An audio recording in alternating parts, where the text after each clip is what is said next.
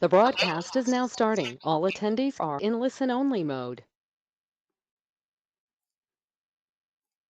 Hello, everyone.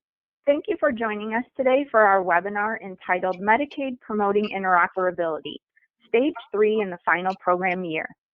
Today's presenter is Bruce Mackey, MCEDA Regulatory and Incentive Program Analyst. My name is Liz Jones, and I am today's moderator.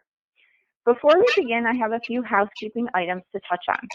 We will be keeping the phone lines on mute during today's presentation.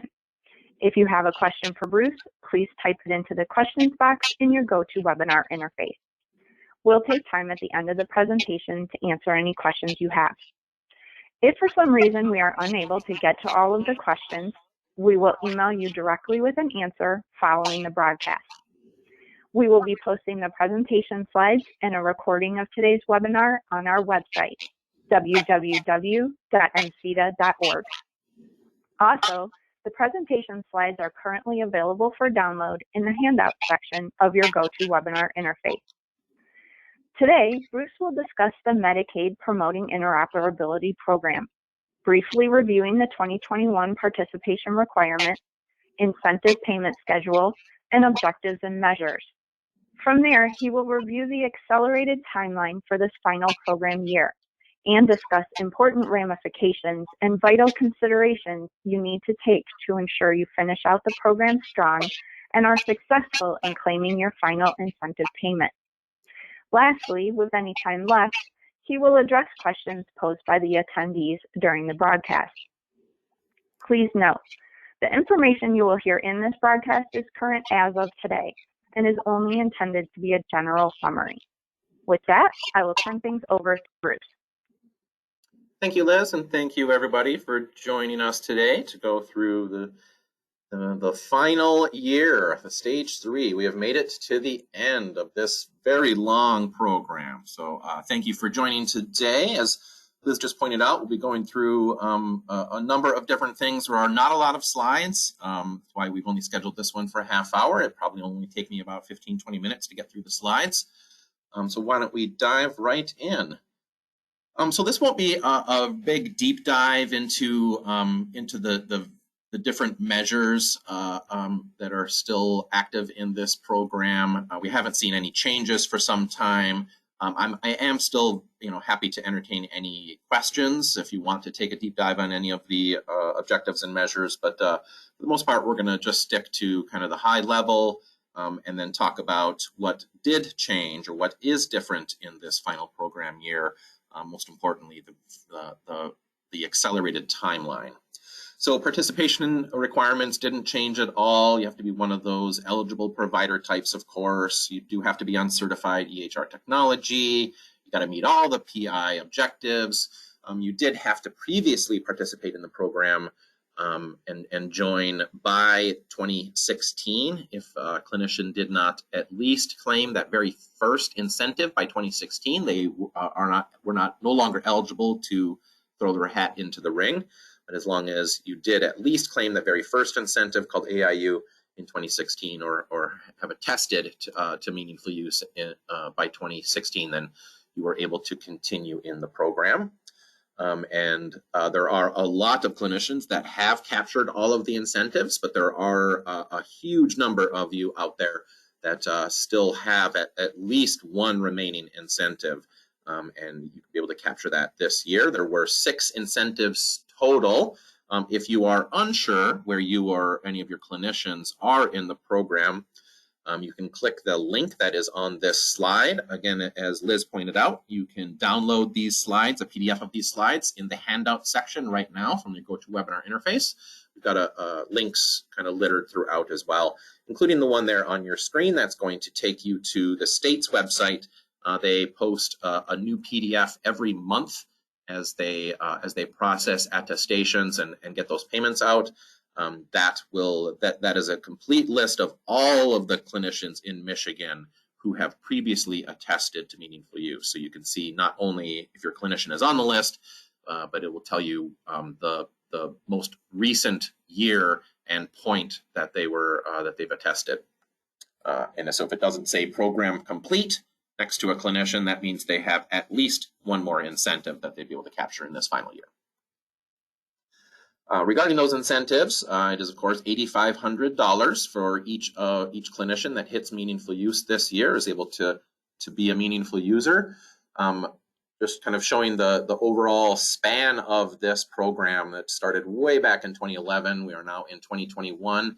I also like to point out this is like the perfect case scenario if you joined in one year and then captured each one of your incentives in those 5 subsequent years. Folks could actually pause in the program and not miss out on those incentives. So even if you claimed that first payment way back in 2011 with AIU and have done nothing up to this point, those clinicians would still be able to capture that one more incentive here in 2021. So these 8,500s could have been littered throughout the length of the program. You are, however, in your last year, and the program officially concludes on December 31st of this year. So this was new last year, just left this in here to talk about it again in case any of you did skip last year, which there was a whole lot of reason to do that with COVID, of course. So this was a new requirement for last year that is maintained in this final year as well. The state has kind of upped the ante a little bit in terms of proving your eligibility calculation denominator. Previously, the state of Michigan only required you to upload a spreadsheet that detailed all of your Medicaid patients, and they kind of took all your denominator for that calculation. They basically trusted that you had the right number. They are now requiring you to upload a spreadsheet that has all of the information. So it's not just your Medicaid encounters. You also have to show proof of all the non-Medicaid encounters as well. This is reflected in the EP state level registration guide, which you can click the link on your screen to take you to that. And on page 11 of that guide, it will show you some screenshots of some spreadsheet examples if you're curious kind of what that format would be, what the state is looking for there. But just know that if you do not also upload the proof of non-Medicaid encounters, the state's going to circle back and request that this year. So very high level overview. Again, we have the promoting interoperability objectives, as well as clinical quality measures. New for this year, it is not just a 90 consecutive days of data for the PI objectives. That is also the same for the CQMs, because we are on a much tighter timeline in terms of an attestation deadline, which is September 30th. You'll hear me say that ad nauseum throughout the rest of these slides. Because you have to have that attestation done by September 30th of this year, you of course would not be able to submit a full year of CQM data, which has been the requirement up till now. So for this year, it is 90 consecutive days for both the PI objectives and measures, as well as your CQMs. The CQM 90 days does not have to be the same 90 days for your PI objectives and measures. It can be any continuous 90 days in the calendar year. It certainly can be that you can use the same date range for both data sets, but they do not have to match. So as I mentioned, I'm not going to go into a deep dive across all of the measures. These are all of the remaining objectives in this, and then there are 20 measures that are behind these 8 objectives. We didn't see any changes to the measure thresholds or any of the exclusions from the prior year. Here I am just showing the objectives or the measures that do have the performance thresholds. Some of them are just yes, no, you completed it or you didn't. Some of them have those thresholds. Again, we didn't see any changes, nor did we expect to see any as the program is sunsetting, any changes to those performance thresholds.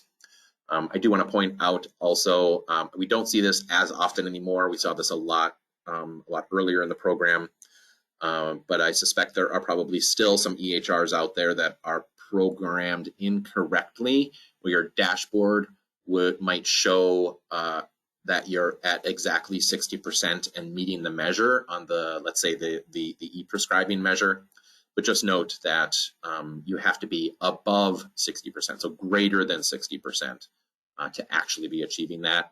Again, we don't see that as often anymore. Most of the EHRs have corrected that error, but I suspect there are still some out there. So just make sure that you're not just looking for those green check marks that we often see on those dashboards. Take a look at your actual performance threshold or your performance rate on that. And just know that if you are at exactly that performance threshold, you are actually not meeting that objective. It has to be any fraction of a percent above that 60% or 80% or 35%, related to whichever measure you're looking at, to actually show that you've met the measure. We've had that issue previously where folks have been right at that threshold and their dashboard indicated that they had met the measure, but then when they go to input those numerators and denominators into the state's attestation system, that's when they found out that they didn't actually meet the measure. It was a programming error in their EHR. So just be aware of that. Question we do still get, we had this a lot last year, still comes up from time to time, is the question about telemedicine encounters and how those work within this program. So a lot of you are still conducting your visits via telemedicine as opposed to having those patients come into the office. The good news is all of that work still counts towards this program. So the telemedicine patient encounters are treated exactly the same as in-person encounters. The program sees no difference whatsoever. So during that telemedicine encounter, you're going to use those exact same workflows that you'd be using if the patient was actually right there in your office in terms of meeting the thresholds for these measures. You want to still make sure, even if you are conducting that visit electronically or via video conference, that you're still offering that patient portal to every single patient to make sure that you're hitting that lofty goal for the stage 3 measure. You want to ensure that you're pushing those electronic patient education materials to the portal so that, again, you can hit the patient education measure even if you are conducting that electronically. Reconciliation of clinical information, still make sure that you're going through those same workflows. Secure messaging, same thing. Make sure that, following the visit, you or your staff are kind of reaching out to those patients using the secure messaging function of your EHR. Definitely still be plugging away at the 2 HIE measures, both the sending of that summary of care as well as the receiving of them. The fact that it's a telemedicine visit does not matter. And those measures certainly remain some of the hardest ones to achieve. And so if you're conducting a lot of your visits via telemedicine, just make sure that you and your staff are still using those same workflows. So you're getting the numerator credit for all of those, and really across all the PI measures. Make sure that you and your staff are keeping those same workflows or those modified workflows for telemedicine in place so that you remain, so you still get credit for those measures. You also get to include telemedicine encounters in your eligibility calculations. So as you want to make sure that you're working that into your eligibility reports, both the non-Medicaid patients as well as Medicaid patients, to make sure that you're getting the proper credit you need to be able to get over that 30% threshold for eligibility. Clinical quality measures, again, we've had to do this. No changes here in terms of the requirements on, it's still that minimum of 6 measures. A couple of years ago, they changed the program to match the MIPS program and the quality measures that are being reported through that program. So if you're participating in the MIPS program, you can just use that same data to satisfy the clinical quality measure reporting requirement for this program as well. You are required to at least attempt to electronically submit your quality measures using what's called that QRDA3 file, that the data file that's coming out of your EHRs for that. I'll look at the next slide to give you some submission guidance there. Really, yeah, we'll talk about that on the next slide. There are still 47 possible ECQMs that might be programmed into your EHR across all the different 6 domains, but very few of you would have that many options. So just pick the 6 that you can. Some EHRs I think are still only offering that half a dozen or so that they needed to get certified. Some others like Epic are offering quite a few of them, or if not all of them as well. So the ECQM data submission requirement, you have to at least attempt to submit your data through what's called the skimmer system. It is a service that the state worked with MyHIN, the Michigan Health Information Network, to build out.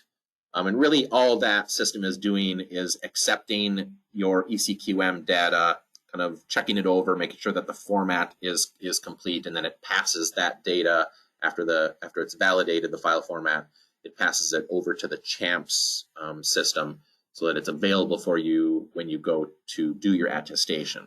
So you would upload your ECQMs first, then go into the CHAMPS system to do your PI attestation, and you'll find, as long as it flowed correctly and validated correctly, when you get to that point in your EHR attestation, it will pull that data in that you've submitted through the skimmer.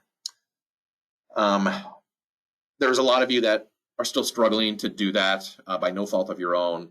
The state does still provide that kind of backdoor access. We call it either enable web or break the glass request and approval.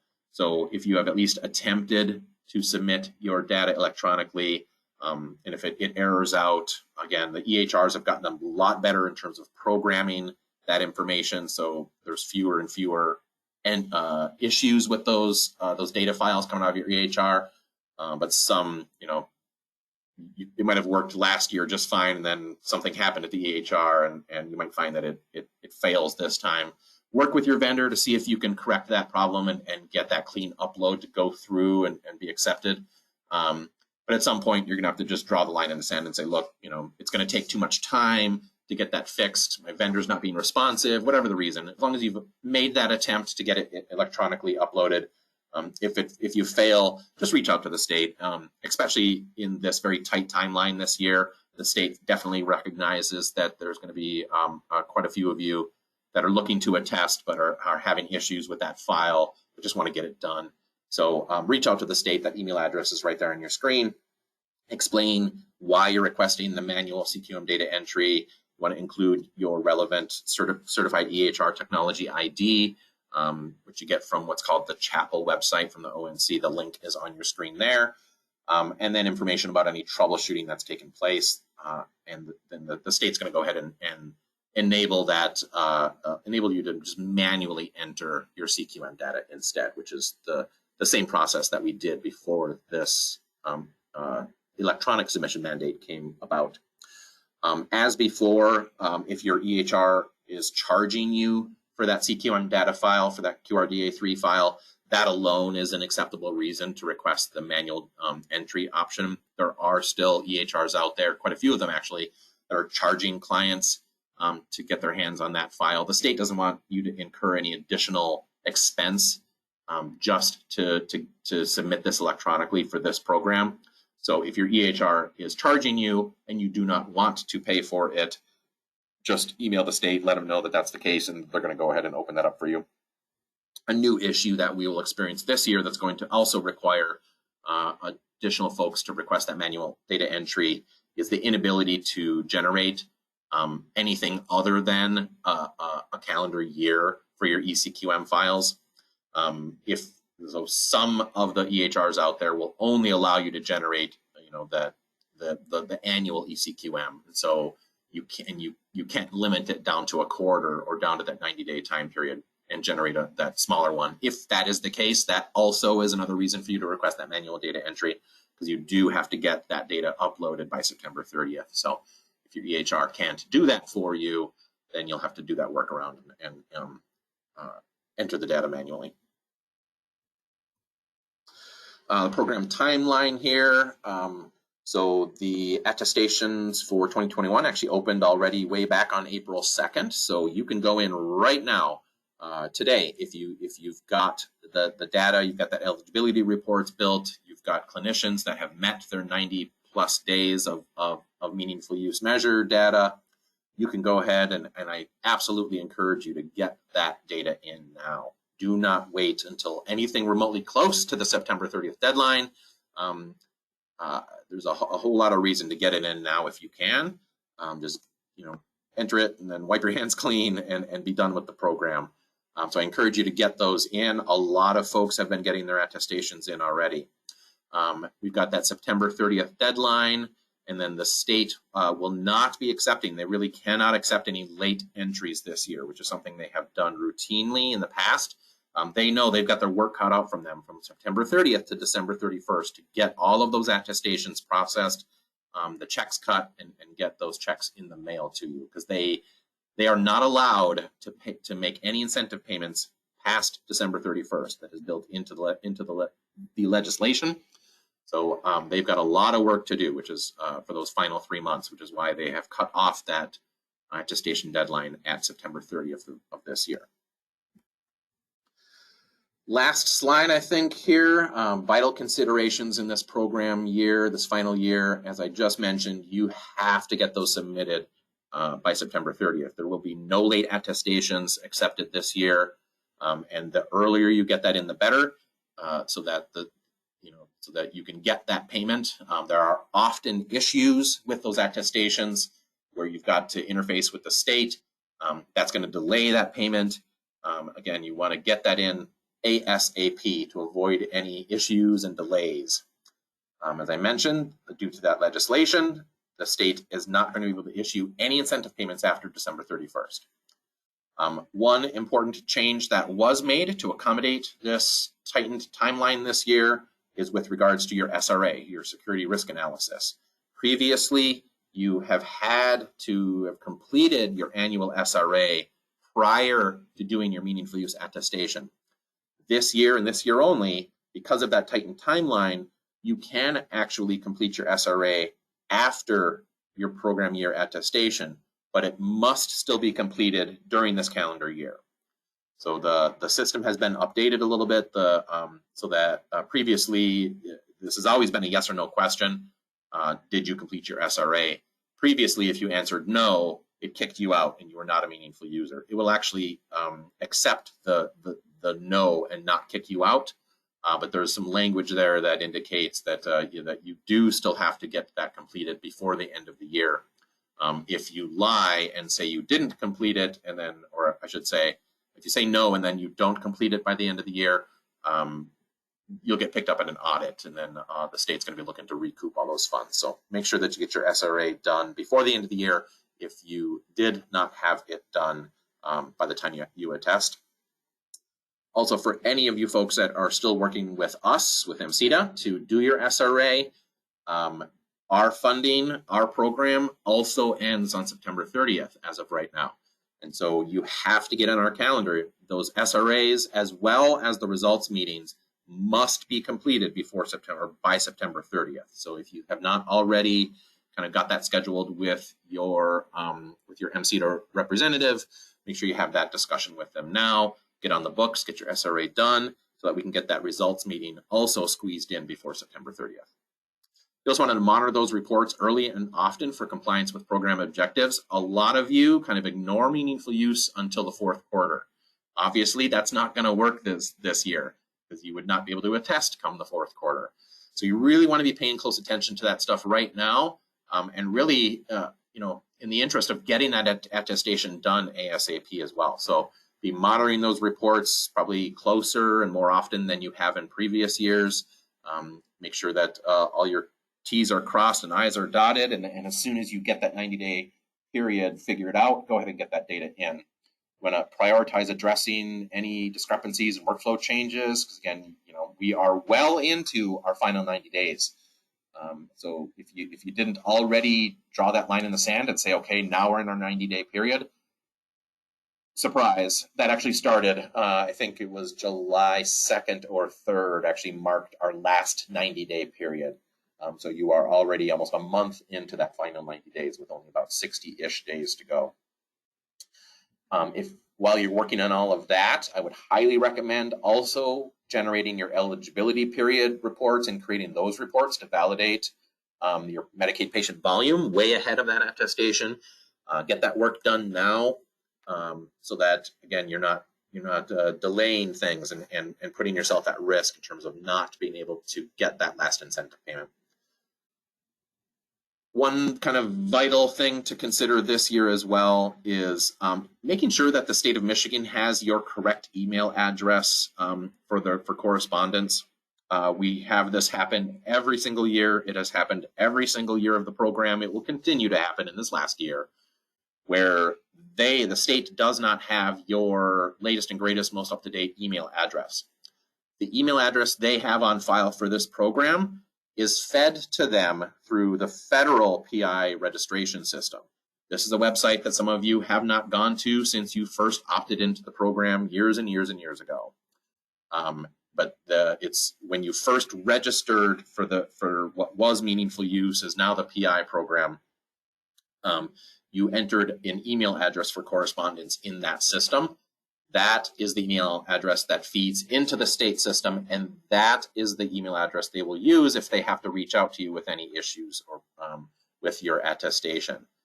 Many times every year, that is an outdated email address, and so the state is asking for something to be corrected. They want to alert you to some issue, and then that email doesn't ever get answered because nobody is monitoring that email. It's the old practice manager, it's some old billing manager, it's somebody that's just not there anymore. So make sure that the state has your correct email address. The only way to get it to them is to get back into the federal PI registration system and update your information there. So make sure that that is correct, so that if they do need to reach out to you because they are unable to process your attestation, that you actually get that message and can respond quickly. And make sure that you correct whatever is wrong or whatever the state needs you to do, so that you still get everything processed before the end of the program on December 31st. And as I mentioned, as of right now, our program support, the state has been funding us for many years now to be out here helping you. It's what brings me to you today doing this webinar. That state-funded program also ends on September 30th. So as of October 1st, we're not going to be here to answer the phones and answer your questions. So if there's anything that we can do for you before the end of that program, make sure that you talk to your rep and talk to us, talk to me, talk to any of us prior to that September 30th deadline, because we will not be here to answer any of your questions, unfortunately. So with that, that is the end of the information I wanted to convey to you today. Hopefully that lit a fire under you if you weren't already paying close attention to ensuring that you're on track to get that final attestation in for this year and get that final $8,500 incentive payment per clinician. Hopefully you've realized that you need to get on it now and have the information you need. No questions have been posted. I've got 1 minute left to our time together. If you have any questions for me at all, happy to entertain any questions, anything related to the individual measures as well. You also have my email and phone number on your screen right now. If there's anything at all that I can do for you in terms of this program before that attestation deadline, please don't reach out. Don't hesitate to reach out to me. We want to make sure that you have all the information you need to be successful in claiming this last incentive this year. So with that, I will wrap up for the day. Thank you so much for joining us today to go through all of this.